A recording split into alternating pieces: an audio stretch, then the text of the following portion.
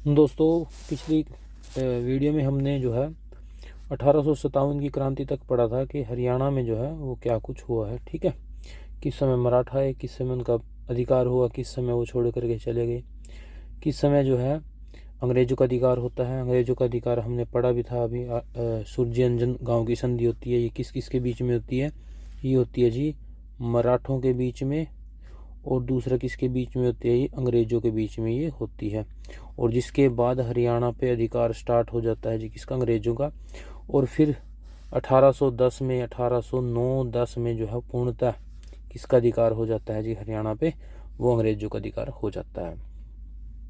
नबिया काल पढ़ा, उसके बाद जो 1857 की क्रांति पड़ी, ये सभी पढ़ा हमने।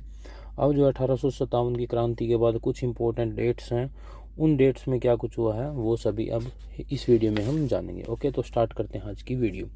1857 के बाद जो है हरियाणा में जो मुख्य काम होता है वो 1873 में होता है। इसमें क्या होता है जी?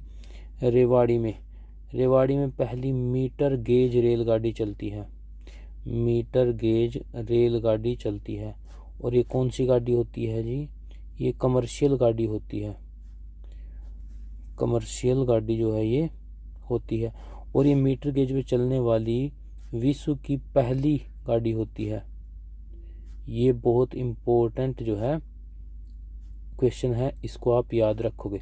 ओके, अच्छा, ये कहाँ से कहाँ तक चली थी? ये जो रेलगाड़ी चली थी पहली 1873 में रेवाड़ी में, कहाँ से कहाँ तक चली थी? ये चली थी जी आपकी दिल्ली से लेकर के रेवाड़ी तक। क्वेश्चन ये भी पूछ सकता है कि इसने कितने किलोमीटर की दूरी तय की थी? 84 किलोमीटर की इसने दूरी तय की थी। अब क्वेश्चन ये भी आ सकता है कि ये जो रेलगाड़ी थी, इस रेलगाड़ी के इंजन का नाम क्या था? इसके इंजन का नाम क्या था? तो आपका आंसर क्या रहेगा जी? ड्यूब। ड्यूब नाम का इंजन जो है इसमें लगा था। तो ये बात आप याद रखोगे।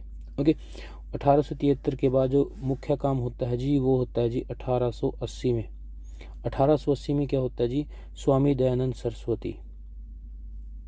स्वामी दयानंद सरस्वती जो है वो रेवाड़ी में ही आर्य समाज की स्थापना कर देते हैं।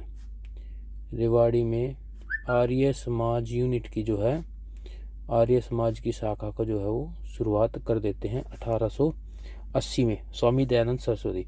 अब थोड़ा सा स्वामी दयानंद सरस्वती के बारे में पढ़ लेते हैं। इनका जो है, अगर मैं बात करता हूँ कि इनके बचपन के नाम का, तो वो क्या नाम था इनका? मूल शंकर तिवारी। मूल शंकर तिवारी जो है इनके बचपन का नाम था। और इनका जो जन्म है वो 1824 में होता है। कहाँ पे? गुजरात में होता है इनका जन्म। ठीक है, अब क्वेश्चन ये भी आ सकता है कि जैसे 1880 में हरियाणा की पहली आर्य समाज की शाखा तो खुली थी रेवाड़ी में, और अगर क्वेश्चन ये आ सकता है कि आर्य समाज की पहली शाखा इंडिया में कहाँ पे खुली थी, तो वो आपका आंसर क्या हो जाएगा जी? 1875 में खुली थी। और कहाँ पे खुली थी? मुंबई में जो है आर्य समाज की पहली शाखा खुलती है। और इसने एक स्लोगन भी दिया था। स्वामी दयानंद सरस्वती का एक बड़ा फेमस स्लोगन है, कई बार पूछा गया है, back to Vedas. Back to Vedas. ठीक है, वेदों की ओर चलो। ठीक है, बैक टू द वेदास जो है इसका स्लोगन रहा है। ओके, उसके बाद हम बात कर लेते हैं जी बाबू मुरलीधर के बारे में। ये बात होती है जी 1885 की।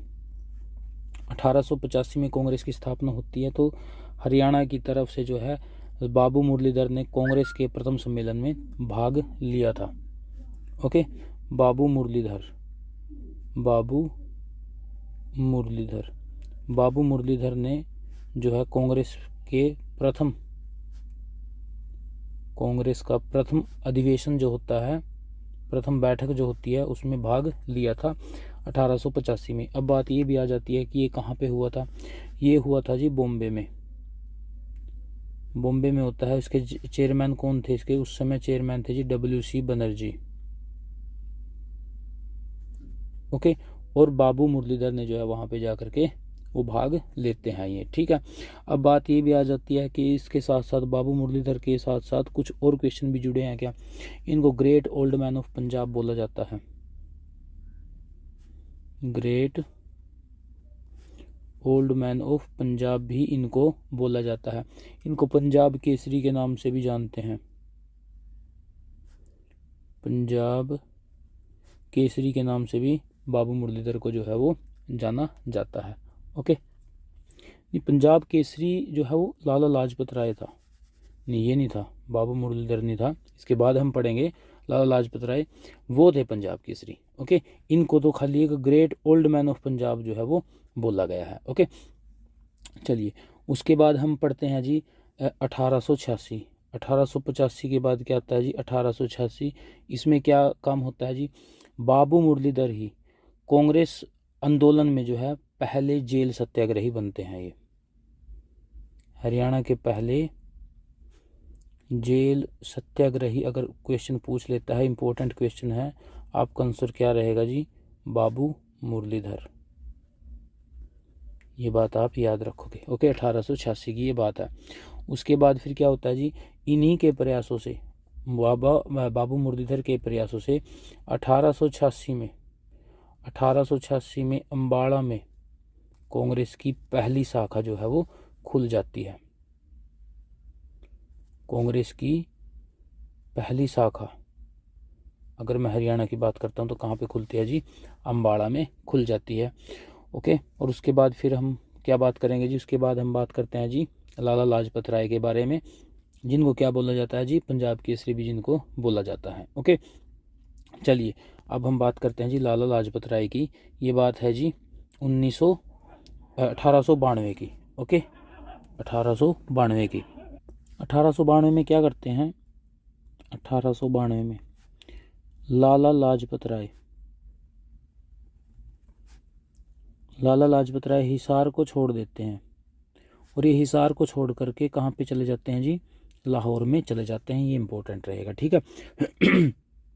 उसके बाद फिर क्या होता है जी 1907 में ही इन्हीं से रिलेटेड एक काम होता है। 1907 में लाला लाजपत राय जी को जो है बर्मा के मांडले जेल में जो है वहाँ पे कैद कर दिया जाता है, बर्मा के मांडले जेल में।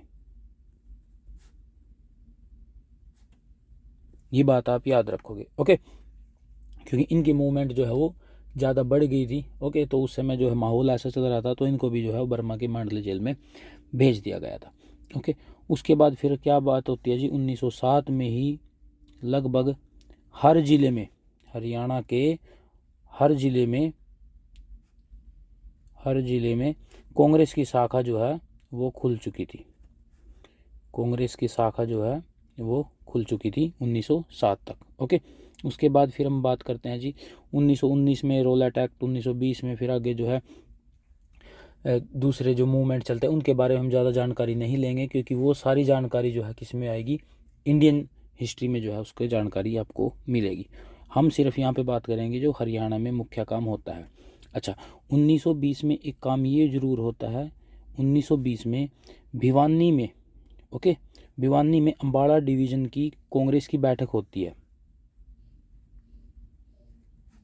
भिवानी में कांग्रेस की बैठक होती है,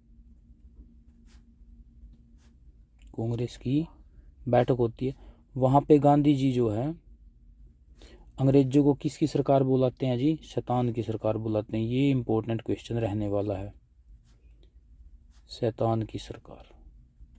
ये कई बार क्वेश्चन पूछा भी गया है कि ठीक है किसने बोला था, कब बोला था, कहाँ पे बोला था, और अगर हरियाणा में बोला है गांधी जी ने तो ये एक इम्पोर्टेंट क्वेश्चन फिर बन जाता है। भिवानी में अम्बाड़ा डिवीज़न की कांग्रेस की बैठक होती है भिवानी में, उस समय 1920 में गांधी जी ने अंग्रेजों की सरकार को शैतान की सरकार जो है वो बोला हुआ है। ओके, उसके बाद फिर 1923 आ जाता है जी, एक इम्पोर्टेंट पार्टी आती है जी, यूनियनिस्ट पार्टी। यूनियनिस्ट पार्टी का जो है वो गठन होता है। ओके, 1923 में। अब बात ये आ जाती है कि यूनियनिस्ट पार्टी किस किस के द्वारा जो है वो बनाई गई थी। 3 व्यक्ति थे, सर फजली हुसैन,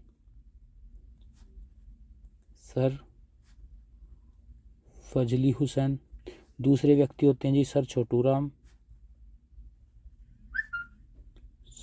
राम, और जो तीसरे व्यक्ति होते हैं जी सर सिकंदर हयात। ये 1923 में जो है यूनियनिस्ट पार्टी का जो है वो गठन करते हैं। ओके, और उसके बाद फिर क्या हो जाता है जी, 1923 के बाद आगे फिर 1947 में भारत आज़ाद हो जाता है, और उसके बाद फिर हरियाणा अलग करने की डिमांड उठ जाती है, और 1949 में भीमसेन सच्चर जो है, भीमसेन सच्चर हरियाणा पंजाब के जो है वो सीएम होते हैं, और सच्चर फॉर्मूला लागू किया जाता है। इंपॉर्टेंट क्वेश्चन है जी, सच्चर फॉर्मूला कब लागू होता है? तो ये होता है जी 1949 में, और उसके बाद फिर 1966 में जो है क्षेत्रीय फॉर्मूले के बाद हरियाणा का गठन हो जाता है। तो हरियाणा का गठन कैसे होता है ये तो एक अलग ही सेपरेट वीडियो है। ओके, तो यहाँ तक हमने पढ़ा है, क्योंकि कि शुरुआत से लेकर के महाभारत काल से लेकर के और 1949 तक, 1966 तक कि कैसे जो है वो हरियाणा में क्या कुछ काम होता है। ओके, थैंक यू दोस्तों।